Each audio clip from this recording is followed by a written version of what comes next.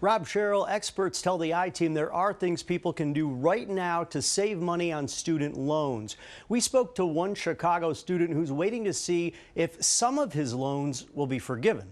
I never even thought I would have the chance to go to college in the first place. Neither of my parents even finished freshman year of high school. Samer Hassan spent 2 years at a Chicago community college, got a full-ride scholarship at Columbia University in New York, and will soon have his master's in public policy from the University of Chicago.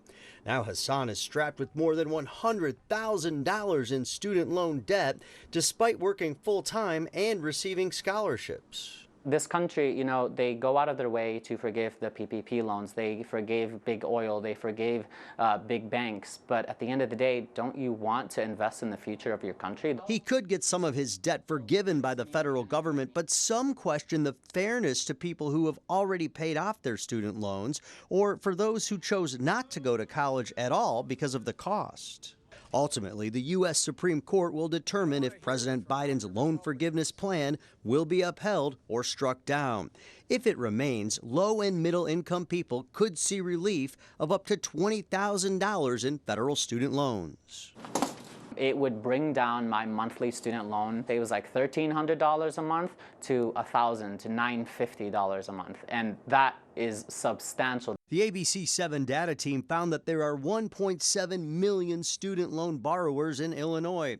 Each borrower averages $38,000 in loans. Those numbers total to almost $65 billion in Illinois student loan debt, making Illinois 9th highest in the nation when it comes to total loan amounts owed. While students wait on that Supreme Court decision, experts tell the I-Team there are steps borrowers should take right now. Move forward as if you're going to have to repay all of your loans. Make a plan for that. Build your budget around that payment. For now, you can sock away those payments in a personal emergency fund.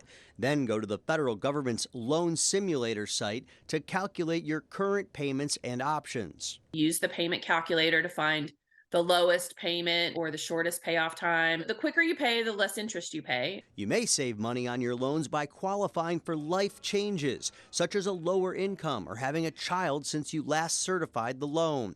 And if you defaulted on a loan, the Biden administration's Fresh Start program gives people a second chance to improve their credit by making their loan current. It gives them back access to things like eligibility for VA loans, eligibility for FHA loans, stopping garnishment of wages and tax refunds.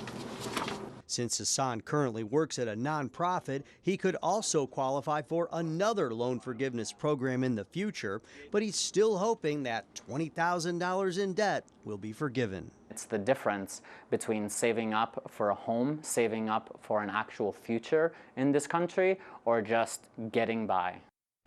There are more federal and state programs available to get help with your student loans. You can qualify if you are a teacher, lawyer, or a government worker. You can find that information about all of those options on our website, abc7chicago.com. So there are plenty of options to save right now as we're waiting to hear that Supreme Court decision. Of course, a very hot topic and controversial. The data you showed tonight, staggering. $65 billion.